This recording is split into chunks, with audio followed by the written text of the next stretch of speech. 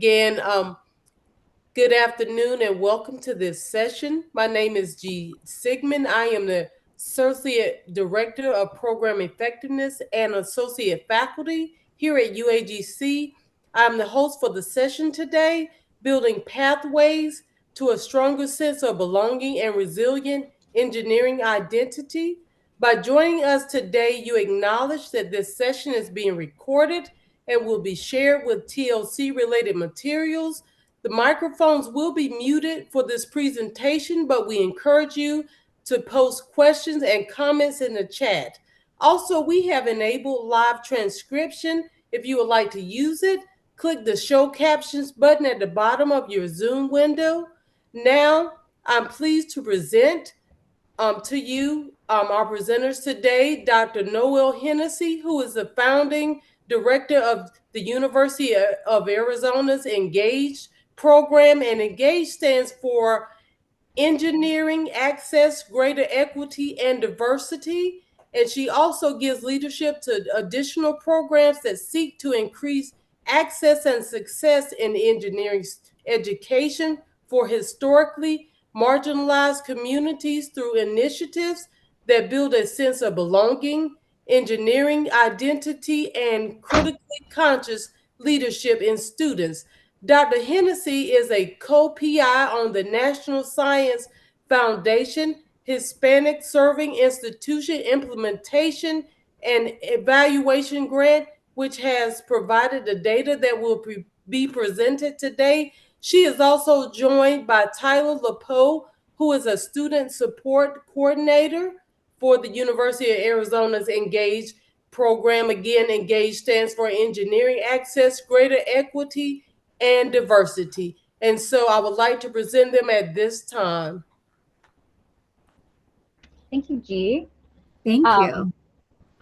So we're going to present some of our findings from our project, Building Pathways to Success in Civil Engineering. And so this is specifically using data from the first about year and a half of our programming. And so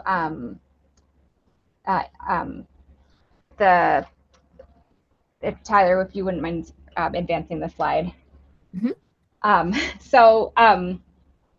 We today's program, we're going to walk you through some of the guiding theory that informs our programming, the interventions and activities embedded in our grant, the outcomes, both liberatory as well as institutional outcomes that we are expecting from this research, the questions we asked and the data to answer those questions, and the evidence in the form of surveys and focus group transcripts to understand the program's impact.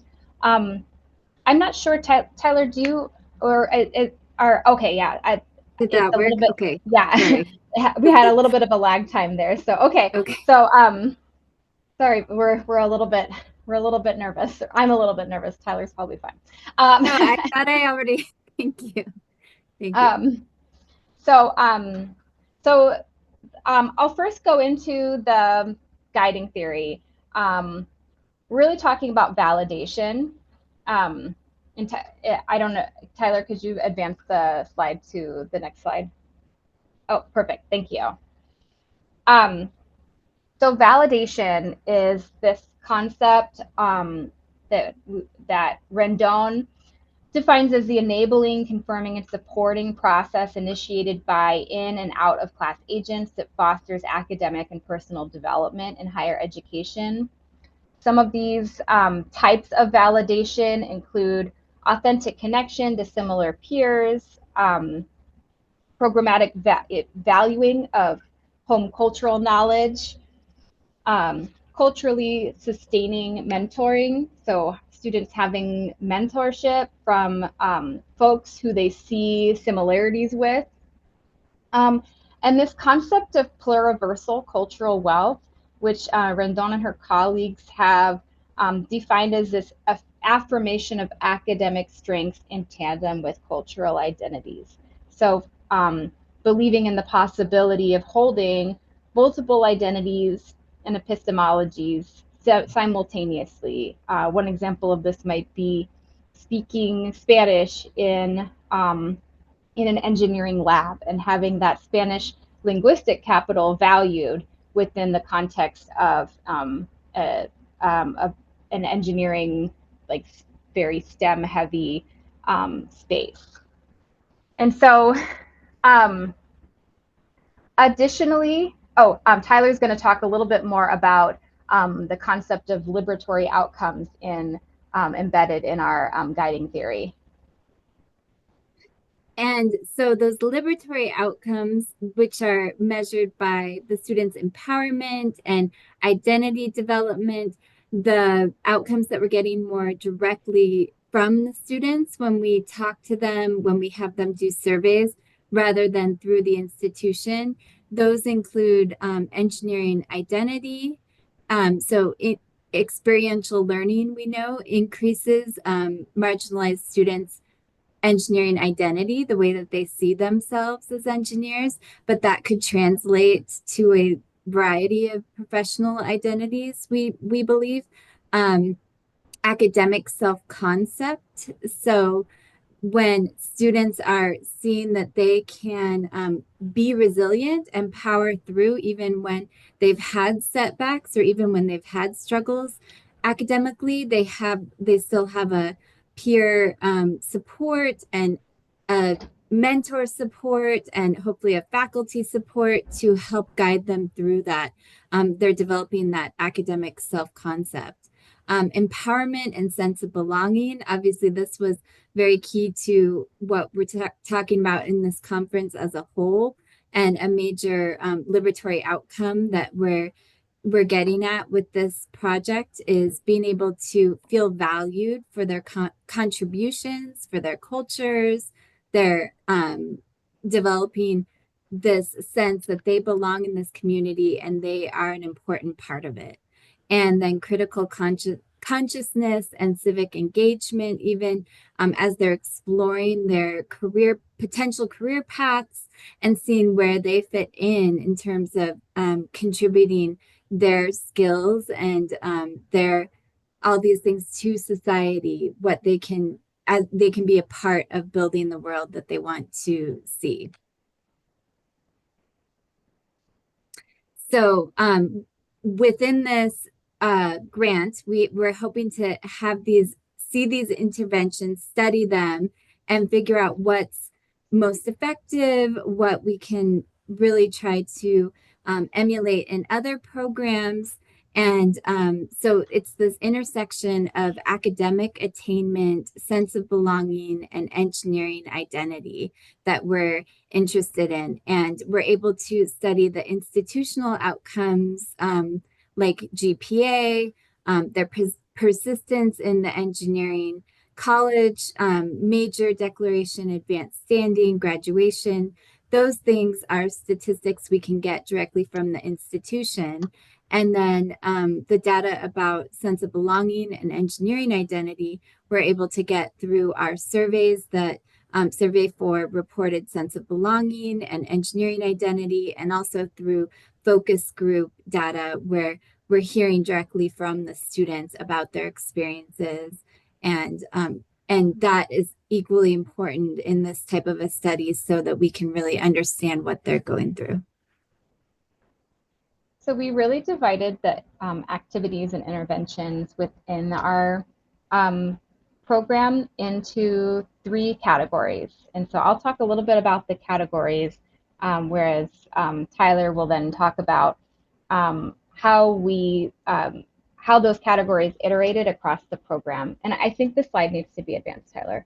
Okay, thank you. Is that good? Okay. Yes, that's the slide I'm on.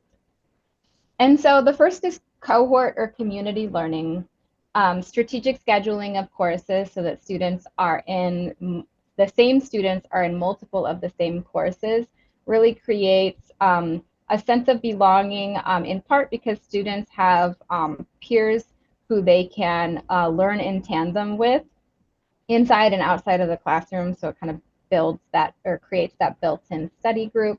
but also creates a sense of psychological safety so that students feel more comfortable asking questions in front of their peers and to their peers, which helps in the learning process.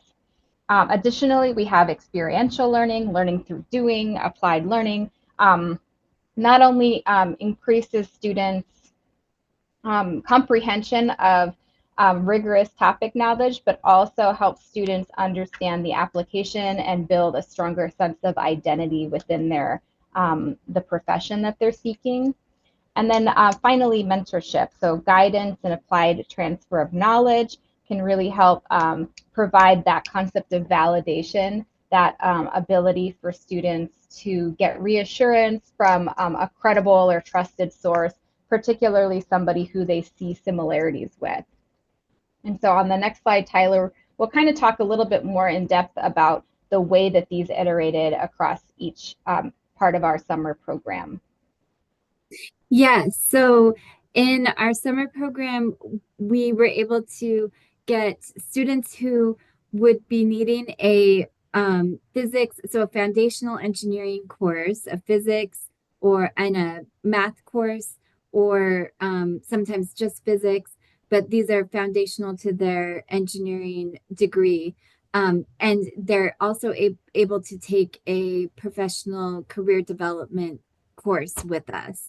So they're in pretty deep for the summer in terms of their classes. And the goal is for them to not just be feeling the pressure of this intense academics, but also feeling the support surrounding them and seeing themselves as engineers, seeing themselves as professionals. And that's a very inspiring persistence making opportunity. And so they're getting that with the cohort learning and or the internship prep for those students who were doing our intern program. And then, of course, they're able to see themselves in the workplace as well because they're participating as interns. So that would be the experiential learning part when the interns were in a paid work experience with the companies employing their new engineering skills, learning these engineering skills, and for the students in summer track, going on weekly field trips to local engineering companies and integrating the knowledge around professional competencies that they're learning in our career development class into their experiential learning. And they're also getting to develop these professional connections, networking with their professional mentors, and ideally mentors who, again, they can see themselves in those shoes because maybe their mentor was also in a similar cultural affinity group during their time at the U of A, or they speak the same first language as the student. And they're able to really connect with their mentor, which is wonderful to see. And then the interns can have a mentorship among the employers at the internship as well. So they're getting to build connection and networking as well. Yeah, so building pathways interventions were designed to enhance academic attainment, so those institutional outcomes Tyler went over, GPA, persistence, that kind of thing. Students' sense of belonging, their connection to their community, and their engineering identity, so their connection to the profession. And so we wanted to stop for a moment and ask our audience to participate. What do you provide for students, or how are you using programming in your own spaces to enhance any of these outcomes? And so I think, do we have that as a poll? Yes, we do. Okay, so so we'll give you all a moment to respond to the poll.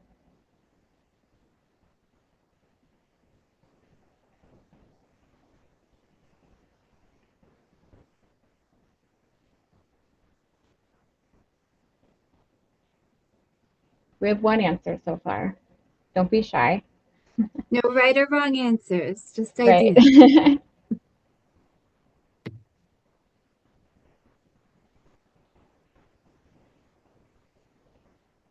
Okay, well, Tyler, do you want to share the poll results?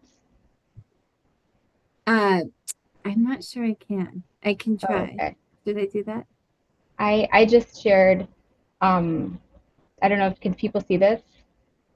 The little like it says, Oh, should I oh, just stop share maybe it's there. momentarily? Oh wait, hold on. I don't know what we're doing. Um, share later. Oh, it just says share, like maybe it's like just sharing to other platforms. Okay. Well, um, so we got among the results for the poll, we got, mentors, monthly mixers. If anybody wants to drop in the chat or respond to the poll, any other kind of things that you do to help with academic attainment, sense of belonging, and engineering identity. Um, there's um, there's like we don't have um, monopoly on this. We're not cornering the market on different activities, but the basic idea there is that we've got there are a lot of things that um, in which drive academic attainment, sense of belonging, and engineering identity. And Tyler, if you would flip to the next slide, these um, these concepts are actually you can kind of be boiled down, or these activities or these mechanisms can really be summarized under the umbrella of validating experiences. And so just having a supportive peer community, um, culturally sustaining mentorship, supportive staff and faculty, not only drive academic attainment, sense of belonging, and engineering identity, but as you can see, we added another outcome there. Another um, outcome that emerged was that academic self-concept. And so the belief in oneself as a contributor to their academic community was appeared to be elevated as a response to this validating experiences mechanism. So we thought that was kind of cool. So moving along to the questions that we asked in our study. We asked two questions that really kind of spoke to both a more quantitative and a qualitative approach to understanding how students were interacting with our various activities.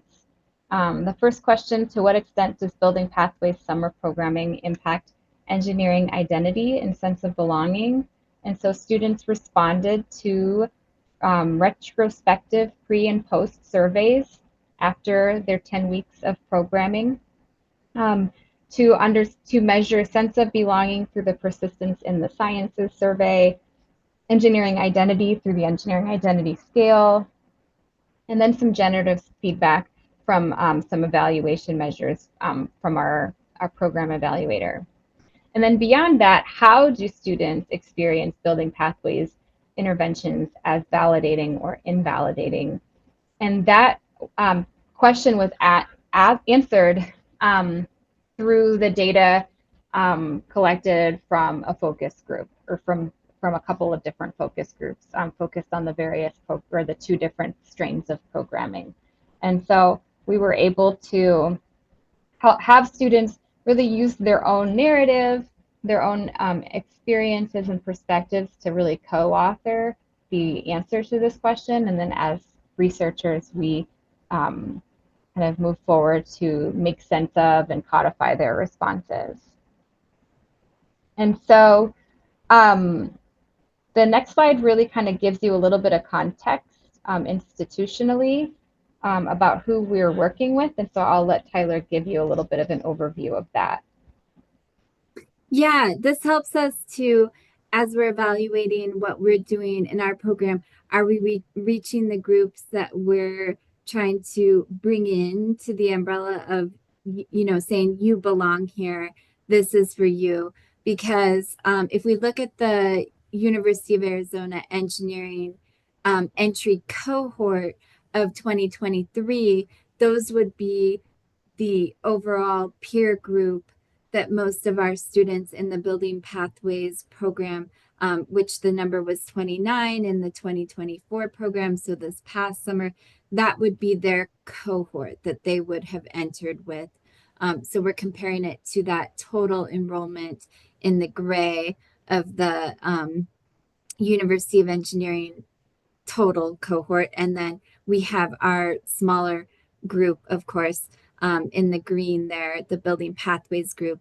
And you can see in those various identities, so are they students of color versus not students of color? Are they first generation students, first generation college students versus not being first generation? Are they male or female students? Are they Pell eligible or not Pell eligible? And you can see how that breaks down comparatively when we looked at the College of Engineering as a whole and the cohort that entered in 2023 versus our Building Pathways group that we were able to bring in and work on with this program.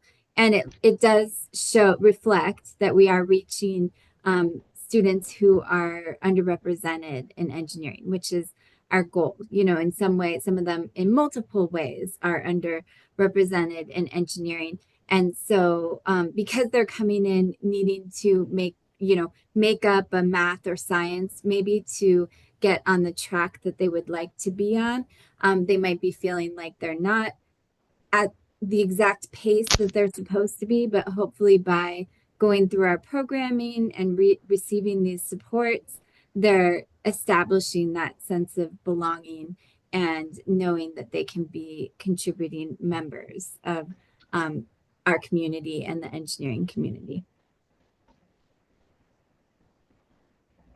And you can see that's happening in our data. So we compared that pre-test and post-test scores, and we, on our surveys, have questions that are specifically related to engineering identity and questions that are related to sense of belonging. And when we took those two categories and put them all together and averaged those scores, you can see that our pre-test scores were lower in each category than the post-test after they've had this programming, how they're thinking of their engineering identity and sense of belonging. So we're seeing good increases, which is, always a positive thing. And then you again see those broken down. These are some of the questions about sense of belonging in the engineering community. So connecting to the engineering community, being a member of the engineering community, being part of and belonging to, and how they're answering those questions before and after the comparatively how they felt before and how they feel after the programming. Is Building Pathways is showing that they're increasing their sense of belonging. We saw that in the engineering identity questions as well.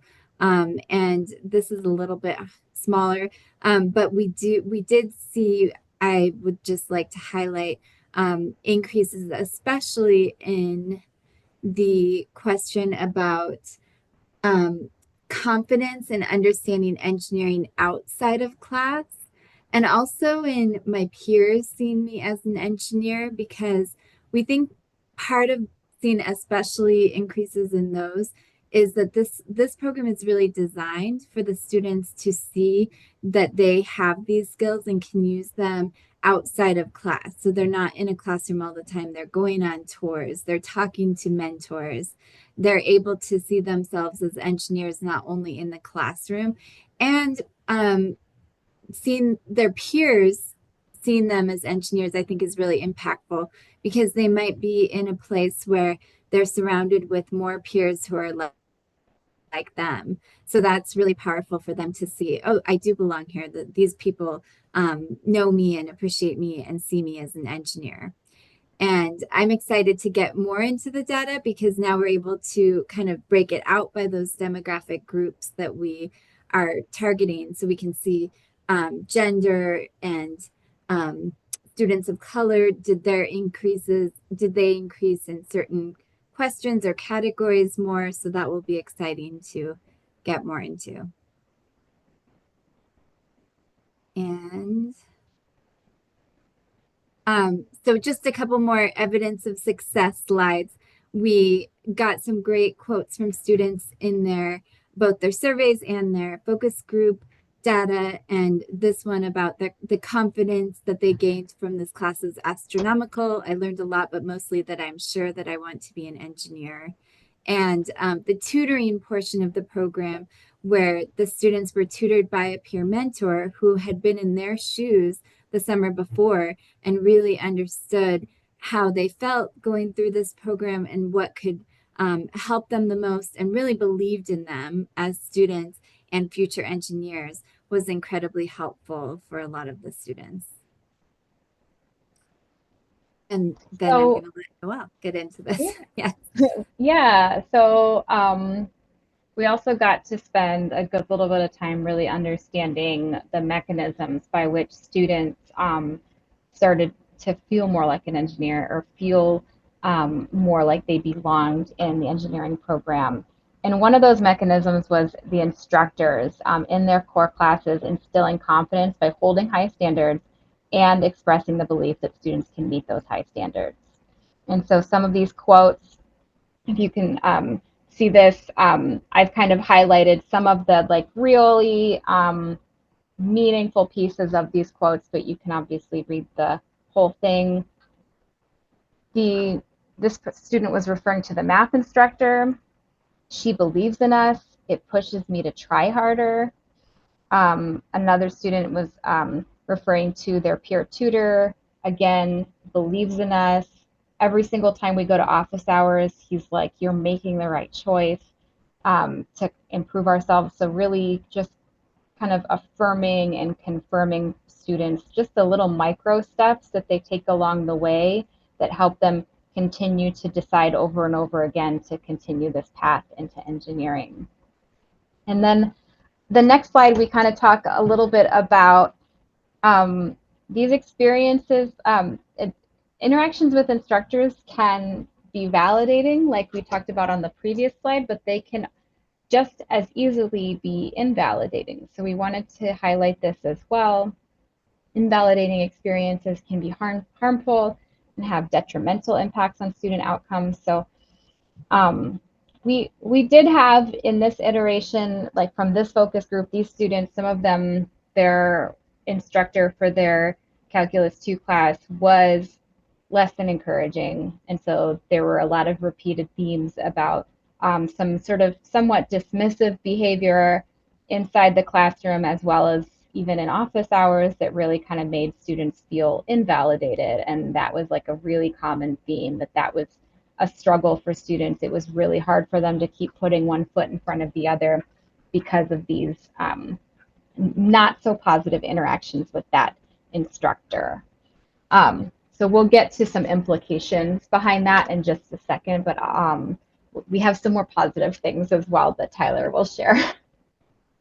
Yeah, so in terms of the internship end of the program, students are, positive 100% in this case that the summer internship helped them quite a bit, which is great to see that they really enjoyed diving into engineering on a professional level, learning about what jobs outside of college will look like, getting on-site experience gave them the strength to continue.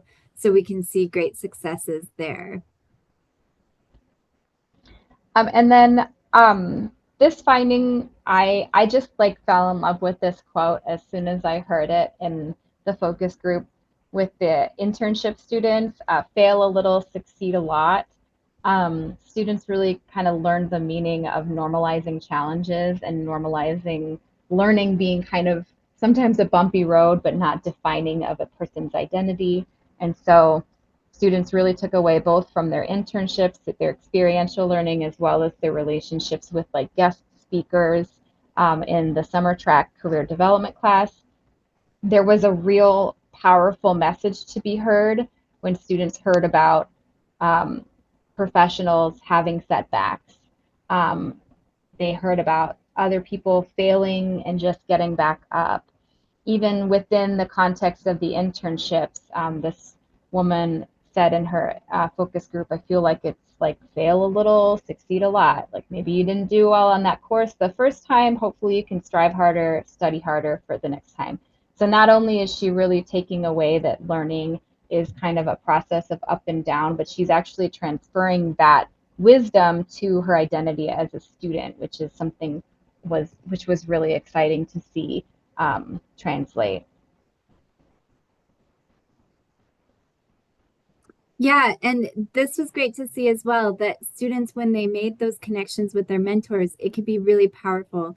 In this case, a student who was also first gen Hispanic, part of SHIP, was able to sort of see that she had the same job even when she was on campus. So the student was able to see someone who was on the same path or a very similar path and was able to give her tips and advice and relate to her in a really powerful way. And another student shared that they could relate to their mentor on a personal level, and 92% shared that their mentors were extremely effective or very effective. So this culturally sustaining mentoring definitely acted as an agent of validation for students. And beyond the mentors acting as agents of validation or instructors acting as agents of validation or invalidation, peers also had that power too. And so we wanted to highlight that, just the mechanism of having students together in a learning community. They felt more comfortable talking to people in their classes. They were working towards a common goal. There was definitely a feeling of like they're not in this alone. They could always rely on somebody to, they had like a Discord that they were working on to like study for their calculus exams and stuff like that. They they even broke down, they had some like vulnerability with one another and kind of talking about the anxiety of classes and of just the pressure that they were feeling. They were able to kind of relate to one another, and so that peer interaction proved to be validating as well. And I noticed we do have a question, and that question we'll answer. We have some kind of key takeaway slides, and so I have the first one and Tyler has the second one. And I think in the second one, you'll definitely get an answer from Tyler. And so our first key takeaway from all of these data and these findings is that it's multiple layers of support, not like one key, like savior activity or mechanism that really helps students build resiliency. So this concept of protective factors, which is not something we often talk about in education. I have a social work background prior to becoming an educator, and so this was sort of like a framework that I brought in to really start to help explain why it is that we can rely upon many different factors to protect somebody from the sometimes unfortunately inevitable or maybe just at some point likely scenario that there is an invalidating or unaffirming interaction that a student faces. So those multiple modes of validation, including a peer community, that pluriversal cultural capital and wealth, the instructors and staff members who were supportive, created a little bit of resiliency and protection when students did come up against any kind of microaggressions. And then Tyler has another key takeaway on the next slide.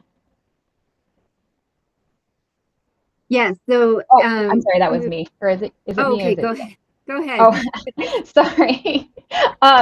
So there was a question in the chat about is there a specific training for instructors?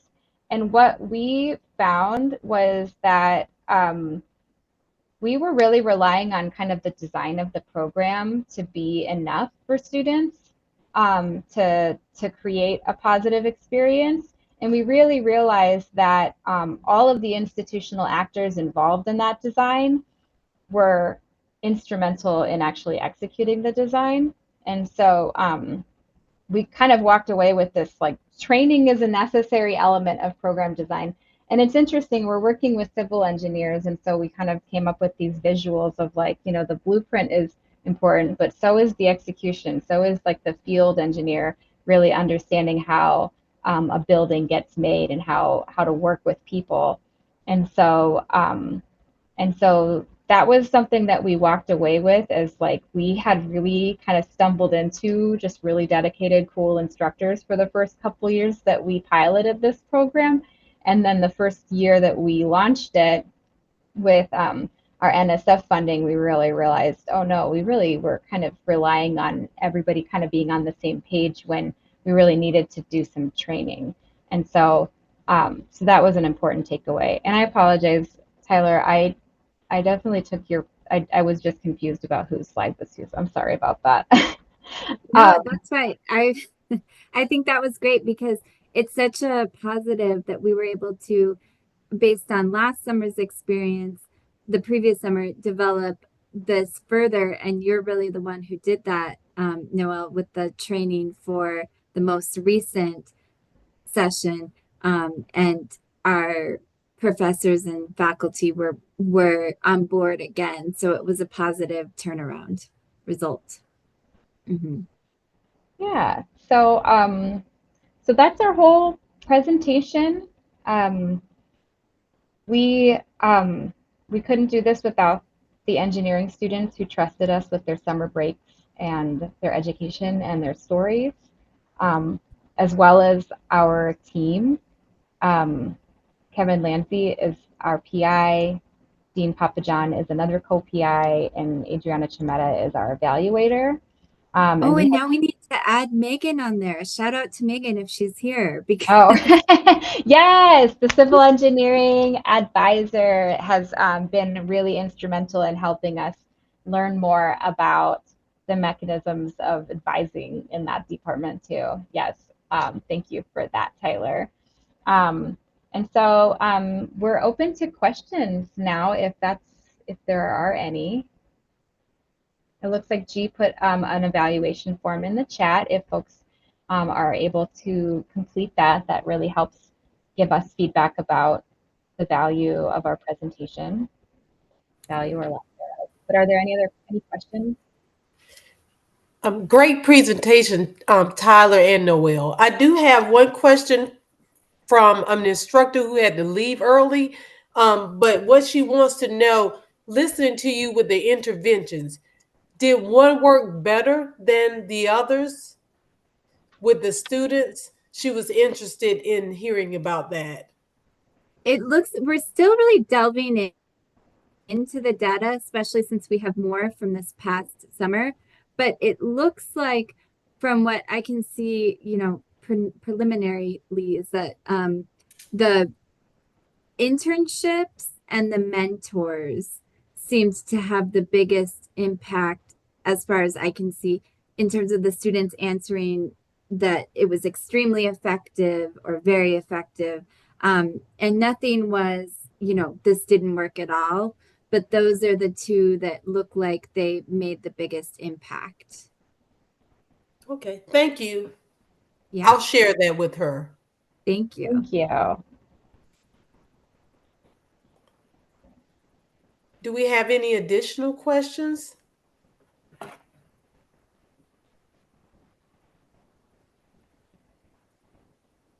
This was a great presentation. I love data, so you have to come back and do part 2. You know, when you unpack it with because I wanted to hear about people of color and gender, how it breaks out with the interventions, and just really the findings there, some of the feedback from the students. So I would love to hear that. So you have to come back and do part 2. Yes, I would love that. Definitely excited about just getting more familiar with the data and getting more robust data and being able to dive further into that, like, you know, who is this really serving and how? Yeah, absolutely.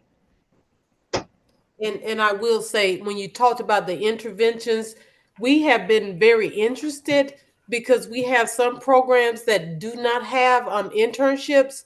We have a few that have practicums, and what we have heard from some of our external reviewers who come in. They said that we can build a sense of belonging, a culture of care, if we did have some field experience, some internships, even adding mentors. So I thought that was very interesting. So we will be diving deeper in that and having conversations with you all. So anything that you could share with us would be helpful. Absolutely. Well, let's continue the conversation. It's been a really cool thing to get to look at these data and understand a little bit more about how is it that students are experiencing this and how is it that it's impacting their experience on campus. Absolutely. Absolutely. So like I said, I really enjoyed it. I know everyone here enjoyed, so they're just being shy right now.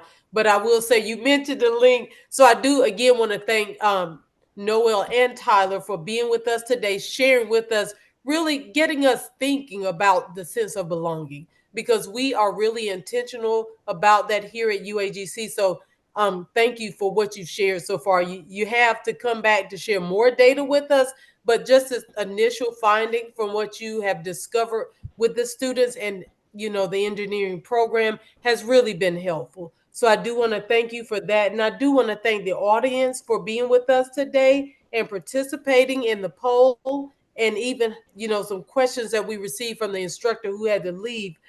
But please use the survey link. I have it in the chat so I wouldn't forget.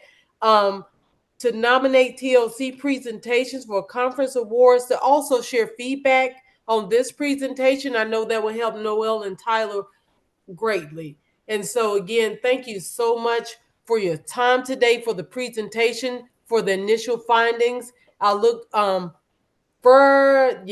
in the days to come.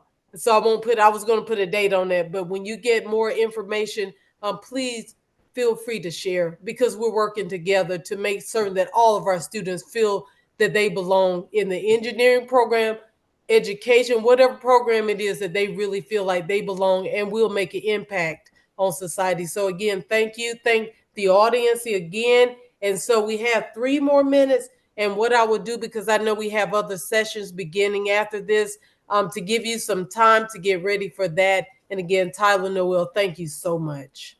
Thank you. Thank you. Have a good rest of your day, everyone. Thanks everyone. You too. Same to you.